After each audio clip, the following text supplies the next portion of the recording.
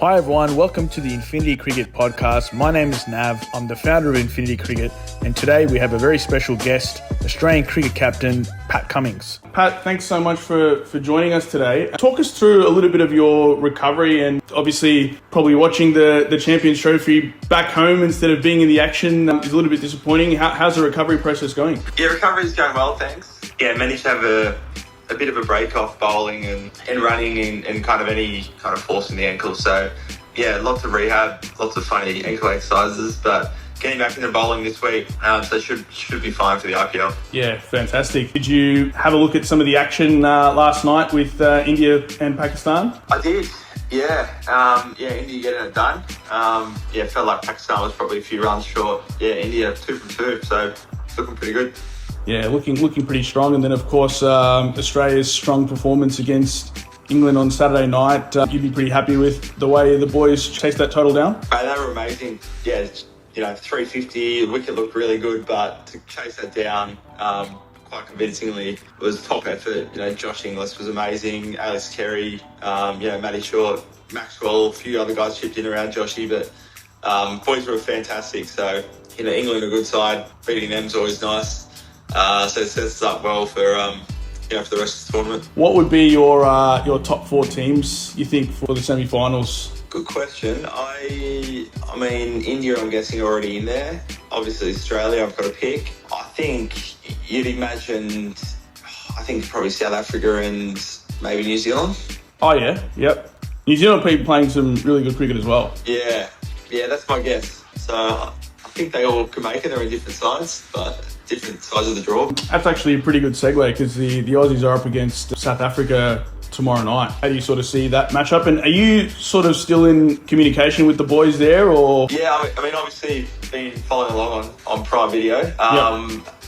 I've been speaking to the boys a little bit, but yeah, not really anything to do with tactics or anything. Let them go about their work. They're more than capable. So yeah, been quite nice following along as a fan back home. Yeah. So yeah, South Africa, had some wonderful battles with them over the years. Amazing match in Kolkata, semi-final of the 2023 World Cup. That was the last time we played them in an event. 2 teams that play very similar styles. Got some hard-hitting batters. Got some fast, quick bowlers. So I think it's going to be a wonderful match. Looking forward to that one, actually. And South Africa, similar to Australia, I think all the big tournaments, they seem to step up and are very competitive. Yeah, that's right. They have a knack of finding a way to win games. Yeah, again, that 2023 World Cup, they were fantastic. So, it was a huge win to beat them in that semi-final. So, yeah, it's all set up for a big one. Yeah, amazing. I think for all the Indian audience around, the Border Gavaskar series this summer was a massive one. So obviously going into that series, India had won it twice, and so this one was quite an important one for yourself. Winning it would have been really special. How satisfying was that victory, and what did you make of the crowds this whole summer? Yeah, I think it was pretty strong throughout. It was such a great summer. The last few times we played India, they've won the series, and we knew there was a lot riding on this, and after a tough start in Perth, kind of to claw our way back convincingly was just so satisfying. And I've met so many people throughout the summer, but even after the series, who just said that's the best summer of cricket they've ever watched. They absolutely loved it, and Boxing Day was, I think, sold out for a few other days. SCG was sold out every day. The crowds were just fantastic all summer long. Yeah, and playing in front of those crowds as well. For a player, it would be the ultimate dream, wouldn't it? Yeah, it is. I think especially here in Australia during the summer, there's nothing else. School holidays, it's such a part of Australian culture is watching cricket, Test cricket over the summer. It did feel like the whole of Australia was watching and supporting along. So, as a player, you just want to be right in the middle of that. You don't want to be anywhere else, and lots of tense moments. Yep. But it's so rewarding when you end up with the win. Yeah, fantastic performance there. Obviously, Australia's in the World Test Championship final later this year. How big is that for the team, and would you guys be preparing for it any differently? The World Test Championship final is huge for us. It's been something we really talk about and play towards throughout the last couple of years of test matches. We obviously won it last time, so to defend that would be huge for our test group. Yep. It's coming up against South Africa, who we haven't played a lot in test cricket over the last few years, so there's a few unknowns there, but we've played a lot in England. I feel like we've got lots of guys in form. Obviously it's still a few months away to the final, but I feel like we're really well placed, so just so excited to get over there, and it's going to be a great final. We're all pumped up for it. Yeah, amazing. Paddy, you've obviously had a lot of success captaining the side. You spoke a little bit about that 2023 World Cup final in Ahmedabad. I was actually there as well in the crowd. Right. It was, obviously an unforgettable moment for Australian cricket. Take us through sort of the mindset inside that day, what you guys did to get over India. Big crowd, obviously, and there was a lot of sort of hype leading up into that big final. I know sort of what was that chat in the locker room, and how did you guys sort of get yourselves together for that final?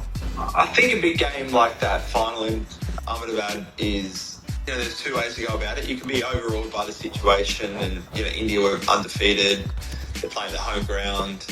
So many things felt like it was falling into place for India. Yeah. So you can be overawed by that, or you can kind of think that you've got nothing to lose. And we spoke about before the match about finishing the match with no regrets. Yeah. Think back, look forward, 10 years time, how would you want to look back and think, how would you want to look back and remember how you played this game?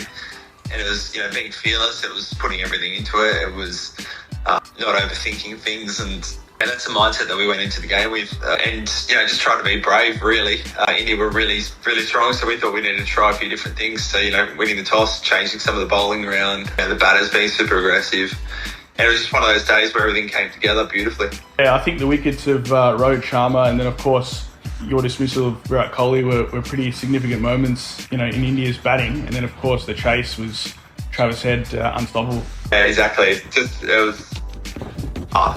doesn't get any better than that. It's such a great day, but so many things came together well. The fielding, the first 10 overs, just, the boys were switched on. Trav Head was man of the match. He was amazing in batting innings, but felt like even on that day, so many people chipped in and did their little bits to, for the overall result. Yeah, fantastic. As a bowler, who do you think is the most difficult batsman you've ever bowled to? I'd say, I think AB de Villiers at his peak was tough in all formats. He's just he had all the gears, so even in a test match, you felt like he could defend. The odds weren't in his favour, and it was really hard to get out. But then suddenly, if he's batting with the tail, he could flick a switch and hit any ball that he wanted for six. So he was always hard work. Yeah, Mr. 360 they call him. yeah, exactly. Obviously, with Amazon Prime, a lot of the viewers, they love looking at the inside stories of the team through the test. How do you guys feel about that sort of content and bringing it, bringing the fans closer to the player? Did you enjoy sort of being part of that whilst it was being recorded, and then going in there obviously as a group and seeing it on the big screen? I think, before we did the first season, we weren't quite sure. What's pretty much unanimous throughout the group, though, is we all love sports and we all love other sports docos. Yeah. So we thought, it's almost our duty to, if we were a kid looking at the Aussie cricket team, we'd love to see an inside kind of documentary. So we felt some responsibility to give it a crack, and I think seeing the reaction from fans and people that have never watched cricket before and suddenly love the show, I mean, that's awesome to see. I think being able to showcase some of the personalities in the team that you don't see just by tuning to the matches, that's also great. I think it gives a bit of colour and maybe even the players who are going through a bit of a rough trot, I hope the public are a little bit more understanding. It's been great, and also we play all the time, and my memory's terrible, so I forget half the things that happen. But having a kind of a stamp, a moment in time that's catalogued forever is always good to go back to. Yeah, that's awesome. I think one of my funny moments in that was what the team used to do as team bonding activities on tour. So how's your Call of Duty form these days, Pat? A lot of that was filmed. Yes, when it was during COVID, or I was away for a long time. Now with two kids, I've got no chance of getting anywhere near Call of Duty, unfortunately. So Yeah, I need another quarantine situation to bring it back out. Yeah, fantastic. I actually picked up your book, Tested. Nice one. Yeah, recently. Obviously it's a deep dive into leadership and resilience, and that's something that you're quite passionate about. And you've had a lot of conversations with prominent people, obviously from Julia Gillard to Dennis Lilly.